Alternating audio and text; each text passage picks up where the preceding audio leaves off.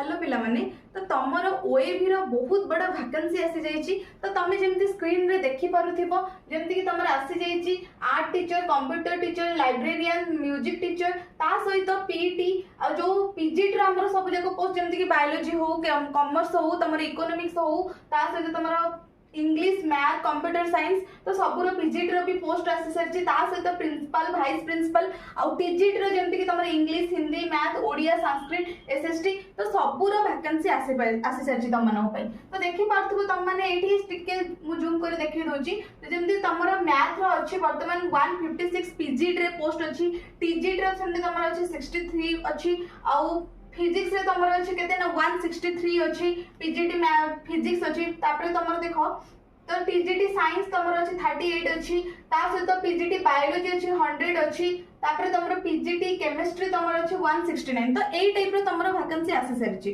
तो हमर भी फेसबुक ऐप रे तमर क्लास स्टार्ट हे जबो बहुत जल्दी। तो जो माने ए पर्यंत चाहि जॉइन हेइ न चाहू जो जॉइन करबा पई हम सहित हम क्लास देखिबा पई चाहू तो ओडिसा टीचिंग बाय टेक्स्टबुक को जाओ। तो सेठी जाइकी तुम मैंने आम बैचेस रे जॉइन हो ता सहित आम यूट्यूब चैनल रे जाइकी हमरो फ्री क्लास जो गुडा रोचे तुम से गुडा देखि परिबो।